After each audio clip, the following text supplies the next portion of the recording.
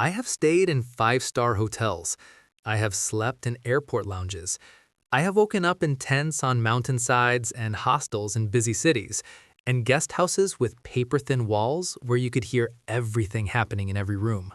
But the 3 nights I remember most clearly, the 3 nights that changed something permanent in the way I see the world, were spent in a small village near Phong Nha, in the heart of central Vietnam. No Wi-Fi, no hot water, no restaurant, no plan. Just rice fields. A family who didn't speak my language. And 3 days that taught me more than 3 months of city living ever had. I'm Gavin, and today I want to take you there. I had come to Phong Nha for the caves. Phong Nha Ke Bang National Park is one of the most extraordinary places on Earth. A vast, ancient landscape of jungle and limestone mountains, beneath which run some of the largest cave systems ever discovered. Sun Dung Cave, the largest cave in the world, is here. Hang En Cave, with its underground beach and cathedral ceiling. Phong Nha Cave, where the river runs dark and silent through halls of dripping stone. I had seen the photographs. I had booked the tour. I arrived, as most visitors do, with a list of things to see and a schedule to keep. But on my second day, after the caves, after the tourist boats, and the guided walks, and the carefully managed wonder of it all, I rented a bicycle and rode away from town without quite knowing where I was going. I followed a small road that turned from asphalt to gravel to dirt. The rice fields opened up on either side, impossibly green in the afternoon light, moving gently in a breeze I could barely feel. The limestone karst mountains rose around me in every direction, their shapes so dramatic and irregular they looked like something a child had drawn from imagination. After about an hour, the road ended at a small cluster of houses. Not a village in any tourist sense. No guest house signs, no menus in English, no postcards for sale. Just a handful of low houses with terracotta roofs, a vegetable garden, some chickens, and a group of children who stopped what they were doing and stared at me with the wide, unguarded curiosity of people who did not see foreigners very often. A woman came to her doorway and looked at me, not unfriendly, just uncertain. I pointed at myself, said my name, smiled. She said something to the children. They giggled. And somehow, through a combination of hand gestures, broken attempts at Vietnamese on my part, and the universal language of a woman who simply decided a stranger needed feeding, I ended up sitting at her kitchen table 20 minutes later with a bowl of rice and vegetables and a cup of tea the color of autumn leaves. I stayed for 3 days. Her name, as best as I could understand it, was Chi Hoa. She was perhaps 55, perhaps 65, the kind of age that is hard to read on a face that has spent a lifetime outdoors, working in ways that build rather than diminish. She lived with her husband, her adult son, and her daughter-in-law, who was expecting their first child. There was a dog who slept in the doorway and moved for no one. There were 2 cats who had the specific attitude of cats who know they are irreplaceable. There was a rooster who woke me at 5 every morning with complete and cheerful indifference to how I felt about it. The house had electricity, a single bare bulb in each room, and a small television in the main room that received 2 channels. There was running water, cold only. There was no Wi-Fi, which I discovered by spending the first evening repeatedly checking my phone before accepting the situation and putting it face down on the table. That moment, the moment I put the phone down, was the beginning of everything. The days there had a shape I had almost forgotten existed. Wake before sunrise, not by choice initially, but because the rooster and the birds and the general aliveness of the morning made sleep impossible. Step outside into air that was cool and smelled of earth and wood smoke and something green. Watch the mist lift slowly from the rice fields as the light changed from gray to gold. Breakfast was whatever Chi Hoa made, usually rice porridge with herbs from the garden, eaten at the low table with the whole family, in a companionable silence that required no conversation. Then the day's work. Chi Hua's son, a quiet, capable man named Min, let me follow him into the fields on the second morning. I say let me follow him. In truth, he didn't have much choice, because I simply appeared beside him at 7 o'clock, with what I hoped was a willing expression. I worked alongside him for 4 hours. I will not pretend I was useful. I was not useful. I was slow. I did things wrong. I dropped things I should not have dropped, and picked up things I should not have picked up. Ming corrected me each time with a patience that was either saintly or deeply amused, possibly both. But something happened in those 4 hours that I have thought about many times since. I got out of my head. Not through meditation, not through journaling or breathing exercises, or any of the deliberate practices I use at home to quiet the noise inside. Just through work. Simple, physical, purposeful work.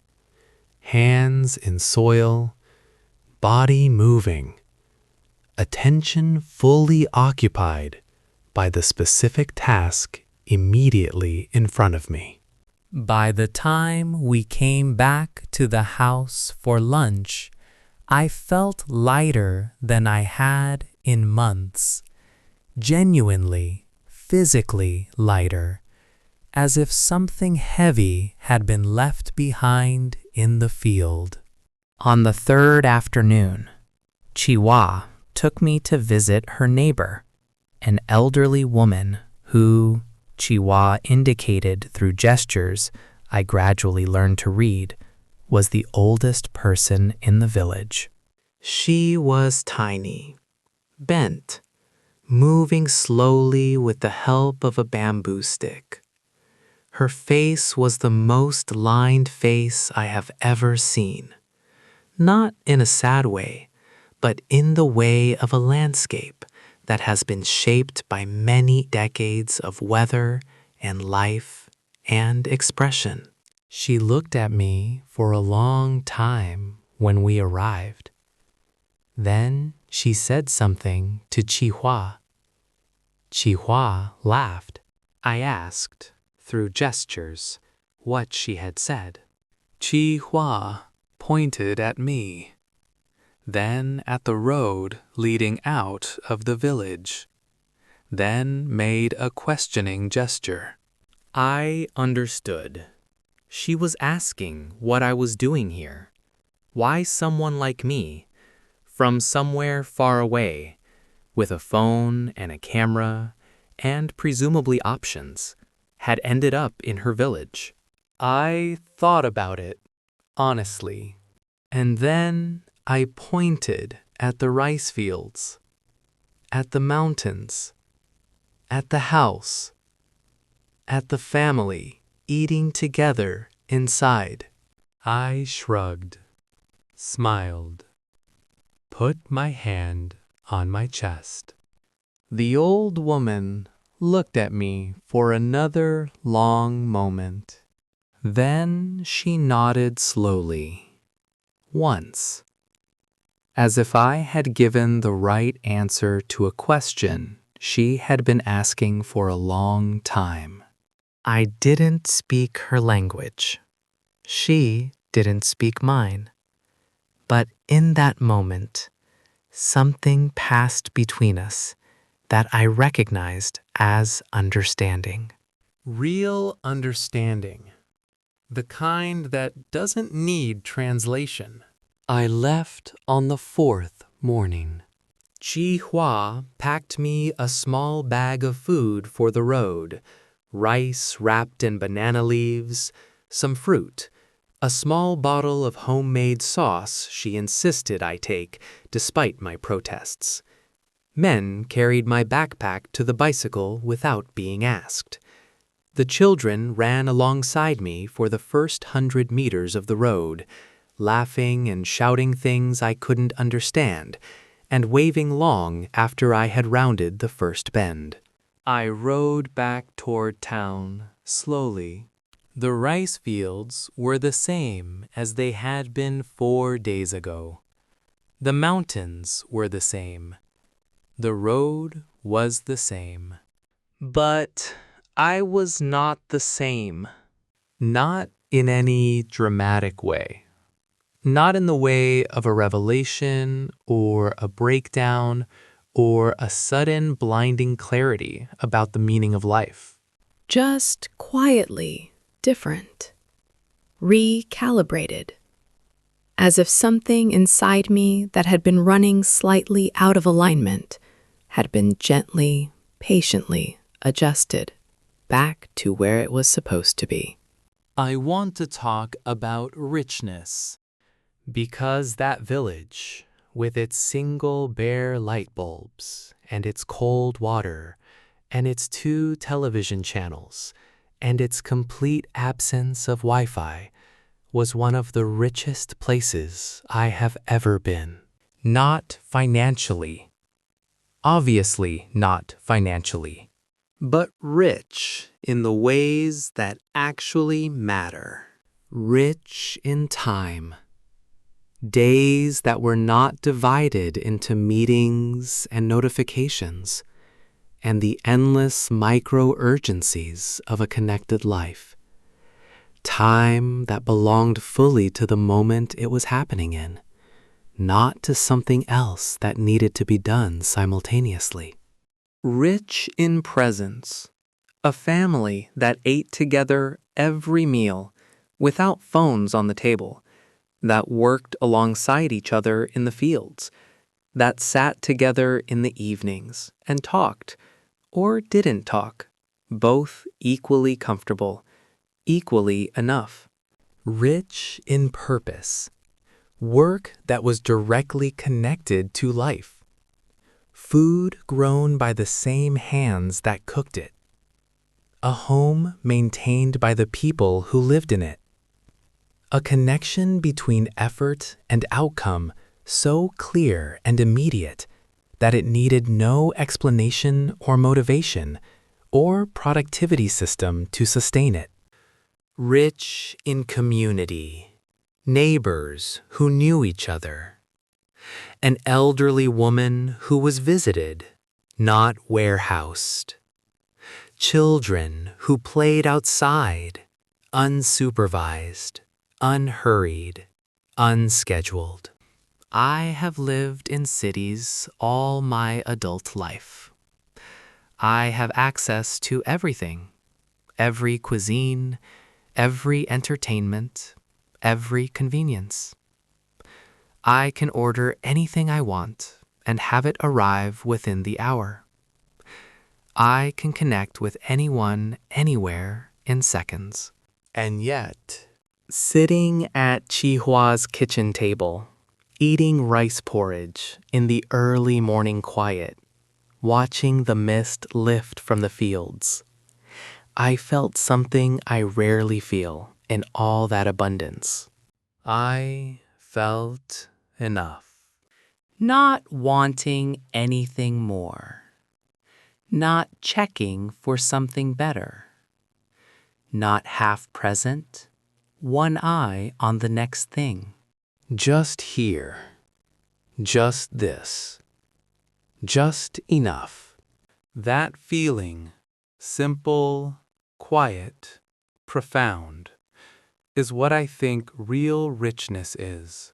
And it was waiting in a village with no Wi-Fi, at the end of a dirt road, offered freely by a woman who owed me nothing and gave me everything. Before we get to today's vocabulary, I want to say something to those of you learning English. The village reminded me that the most important things do not require complexity. A bowl of rice, a shared table, a nod of understanding across a language barrier. Your English does not need to be complex to be meaningful. It does not need to be sophisticated to connect. Some of the most powerful communication I experienced in that village happened without a single shared word. But the words you are building, slowly, consistently, honestly, are opening doors. Doors to conversations, to places, to people, to moments like the one I had with the oldest woman in the village. Keep building. Keep showing up. The doors are worth it. Now, let's look at today's key vocabulary. To recalibrate. To recalibrate means to adjust or correct something that has become slightly wrong or misaligned. To reset to the right setting. For example, 3 days in the village recalibrated something inside me that had been running out of alignment for a long time. Abundance. Abundance means a very large quantity of something. More than enough. A great plenty. For example, I have access to abundance in the city, and yet the village felt richer in every way that mattered. Word number 3. Purposeful. Purposeful means having a clear aim or intention, done with meaning and direction. For example, the work in the fields was simple and purposeful, directly connected to life and survival. Word number 4. Sustainable. Sustainable means able to be maintained over a long period without running out or causing harm. For example, a life connected to real work, real community, and real purpose is more sustainable than one built on consumption and convenience. Warehoused. Used figuratively, warehoused means stored away and forgotten, treated as something to be managed rather than valued. For example, in the village, the elderly woman was visited and included, not warehoused and ignored.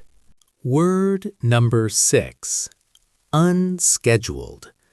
Unscheduled means not planned or organized into a timetable, free and open, without a set agenda.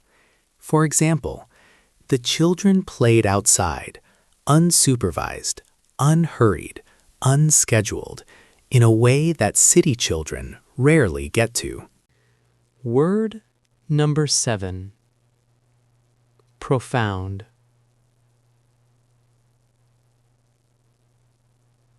Profound means very deep, significant, and moving, going far below the surface of things.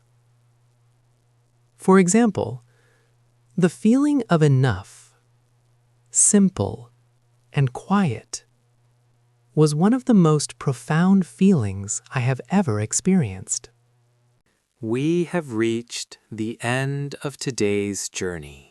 And I hope somewhere in these past 18 minutes you felt it. The cool morning air, the mist lifting from the rice fields, the rice porridge at the low table, the nod from the oldest woman in the village, the children running alongside the bicycle, waving long after I had rounded the bend. I hope Phong Nha gave you something today. Not just a picture of a place, but a question.